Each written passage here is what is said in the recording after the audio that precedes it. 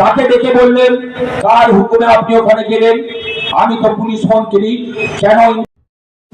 উন্নত, ঐক্যবদ্ধ, ধর্মনিরপেক্ষ এবং প্রগতিশীল ভারত গড়ার লক্ষ্যে আসন্ন লোকসভা নির্বাচনে ৩৭ নম্বর বিষ্ণুপুর লোকসভা কেন্দ্রে মমতা বন্দ্যোপাধ্যায়ের আশীর্বাদ ধন্য ও সর্বভারতীয় তৃণমূল কংগ্রেসের মনোনীত প্রার্থী সুজাতা মণ্ডলের সমর্থনে পথসভা অনুষ্ঠিত হল খণ্ডঘোষ ব্লকের শেয়ারাবাজারে। খণ্ডঘোষ ব্লক তৃণমূল কংগ্রেস এবং খণ্ডঘোষ যুব তৃণমূল কংগ্রেসের উদ্যোগে উপস্থিত ছিলেন পূর্ব বর্ধমান জেলা পরিষদের মেন্টর মোহাম্মদ ইসমাইল, জেলা পরিষদের অধ্যক্ষ অপার্থিব ইসলাম, খণ্ডঘোষ ব্লক তৃণমূল কংগ্রেসের যুব সভাপতি শুভেন্দু কুমার পাল সহ খণ্ডঘোষ ব্লক নেতৃত্ব ও কর্মীরা। মঞ্চে উপস্থিত নেতৃত্বরা তাদের বক্তব্যের মাধ্যমে বিজেপি ও সিপিআই পার্টিকে তুলোধনা করেন।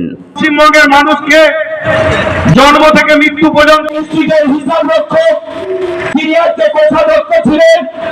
আজকে কয়েকজন প্রথম সারির নেতা, বামফ্রন্টের নেতারা তাদের যে হাজার হাজার কোটি টাকার অর্থের ভান্ডার, সেই অর্থের ভান্ডার অনিয়ম করে তারা পয়সা লুটে পুটে খেতে।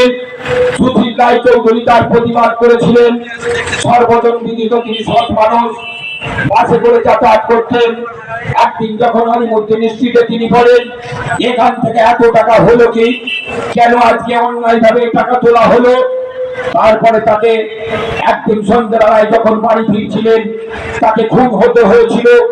আজকে ইস্টার্ন বাইপাসে, বাইপাসের আজকে ওইখানে চিংড়ি ঘাটায় যখন নেমেছেন, বাসটা চলে যাওয়ার পরে তাকে খুন করে দিয়েছিল। খুন করে দেওয়ার পরের দিন সকালবেলায় কেষ্টপুরের খালেতে তার দেহটা ভেসেছিল। তার খুনিরা আজও ধরা পড়েনি। তৎকালীন প্রেসিডেন্সি বিভাগের ডিজি ছিলেন রথপাল সিং।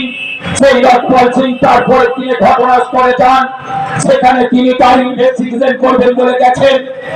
আর যাকে আমরা বলি সর্বহারার নেতা বুদ্ধদেব ভট্টাচার্য, কবিবংশের লোক, সুকান্ত ভট্টাচার্যের ভাইপো, তিনি যখন বুঝতে পারলেন, শুনতে পেলেন রথপাল সিং ওখানে যে প্রেসিডেন্সি বিভাগের তিনি আজকে ডিজি ছিলেন, সেই ডিজি থাকার কারণে যখন শুনলেন তিনি আমাকে না জানিয়ে বুদ্ধদেব ভট্টাচার্য পুলিশ মন্ত্রী ছিলেন, না জানিয়ে আজকে চলে গেছেন।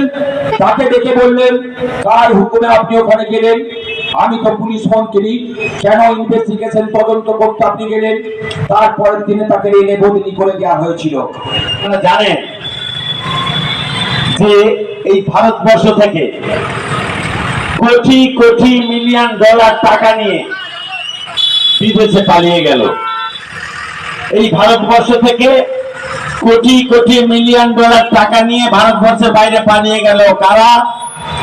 নীরব মোদী, নিশান মোদী, বিজয় মালিয়া, সঞ্জয় কালারা, আরতি কালারা, এইরকম 28 জন ব্যক্তি এই ভারতবর্ষ থেকে টাকা লুট করে, কোটি কোটি মিলিয়ন ডলার টাকা লুট করে তারা বিদেশে পালিয়ে গেল। এরা কারা? এরা কি মুসলমান? না। এরা কি খালিস্তানি? না। এরা কি এসটি সম্প্রদায়ের মানুষ? না। এরা কি এসসি সম্প্রদায়ের মানুষ? না। এরা কি সবাই বাঙালি? না। তাহলে এরা কারা? এরা হচ্ছে সবাই ওই গুজরাটের লোক। বলুন, এই বিজেপি সরকার, এই মোদী সরকার সেই টাকা উদ্ধার করে আনতে পেরেছে? তাদের গ্রেফতার করে নিয়ে আসতে পেরেছে? পারেনি। মাইকের আওয়াজ যতদূর পর্যন্ত যাচ্ছে, মমতা বন্দ্যোপাধ্যায় যাদেরকে নিজের পরিবারের মানুষ হিসেবে গণ্য করেন, সবাইকে খণ্ডঘোষ ব্লক তৃণমূল যুব কংগ্রেসের পক্ষ থেকে অসংখ্য ধন্যবাদ এবং অভিনন্দন জানাই।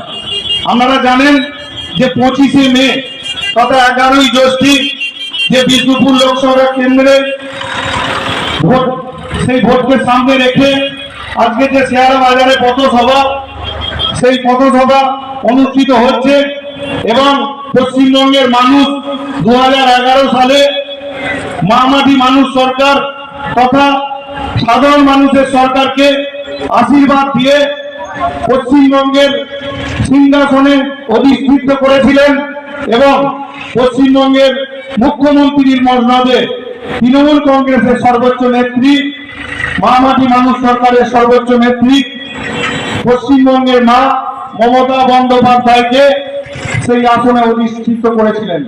আমরা জানি যে তার আগে স্বাধীনতার পরবর্তী আরো দুটি সরকার ছিল, 32 বছর কংগ্রেস সরকার এবং 34 বছরের বামফ্রন্ট সরকার। কংগ্রেস সরকার তার জমিদারি প্রথার মতো বাংলার মানুষকে তার জমিদারি প্রভাব চালিয়ে গেছিল এবং বিভিন্ন দলিত মানুষদিকে তার প্রজা হিসেবে গণ্য করত। তাদের দালান দিয়ে যাওয়া, তাদের বৈঠকখানা দিয়ে যাওয়া তাদের নিষেধ ছিল। জুতো পরে তারা যেতে পারতেন না, জুতো খুলে তাদেরকে যেতে হতো। আমাদের নেত্রী মাননীয়া মমতা বন্দ্যোপাধ্যায় এবং আমাদের নেতা অভিষেক বন্দ্যোপাধ্যায়ের আশীর্বাদ ধন্য প্রার্থী সুজাতা মণ্ডলের সমর্থনে আজকে আমাদের খণ্ডঘোষ ব্লকের সগড়াই অঞ্চলের শেয়ারা বাজারে আমাদের এখানকার যারা কর্মী রয়েছেন, অসীমদা, মিলন, আমাদের খাঁদা থেকে আরম্ভ করে সিরাজ, আরও অনেক কর্মী রয়েছেন, লালটু আচারও বহু আছেন, তাদের নেতৃত্বে আজকে আমাদের শেয়ারা বাজারে পথসভা হলো। আপনারা যখন এই সাদা মাথা পথসভা করছেন তখন ভারতীয় জনতা পার্টি আপনার ব্লকে অভিনেত্রী নিয়ে এসে, সেলিব্রিটি নিয়ে এসে পথসভা করতে কেন্দ্রে কি বলবো? ওসব অভিনেত্রী, নেতা নেত্রী, ক্যাঁতা ক্ষেত্রী ওসব নিয়ে এসে লাভ নাই। মানুষ আমাদের সঙ্গে আছেন। আপনারা অতীতটা দেখেছেন। আজকে 2021 সালে ইস্কেবার 200 পার নিজেরা আজকে ছাগল গোয়ালে ঢুকে দরমার ভিতরে ঢুকেও শেষ রক্ষা হয়নি। আর অভিনেতা অভিনেত্রী কী জন্য এনেছেন সেটা আপনারা বুঝতে পারবেন, কিসের খোরাক তারা, একথা আমি বলবো না। আজকে দেখতে পাচ্ছেন তাদের নেতা, তাদের ক্যান্ডিডেটরা কি বলছেন, দাঙ্গা লাগাবো, মা মনসার মন্দিরে গরুর মাংস ফেলবো। আর তারা যাই আনুন, বাংলার মানুষ মমতা বন্দ্যোপাধ্যায়ের সঙ্গে আছেন, উন্নয়নের সঙ্গে আছেন, অভিষেক বন্দ্যোপাধ্যায়ের সঙ্গে আছেন। আজকে বাংলার মানুষ সঙ্গে রয়েছেন। ওসব নেতা খেতা, নেতা মন্ত্রী, ওইসব ওই অভিনেতা অভিনেত্রী দিয়ে কিছু হবে না। যে অভিনেতা যে মিঠুন চক্রবর্তী কী জন্য গেছে মানুষ বুঝতে পারছেন। আজকে সবাইকার জামানত বাজপ্ত হবে। আজকে বাংলার বুকে 42 হবে। আজকে আমাদের তৃণমূলের 42 হবে। ওদের শূন্য হাতে ঘর যেতে হবে। বর্তমানে দিদি আগামী 25শে মে ভোট, সুজাতা মণ্ডলের সমর্থনে প্রচারে এসছেন। এলাকার মানুষদের কি বার্তা দিলেন বা কী বলবেন?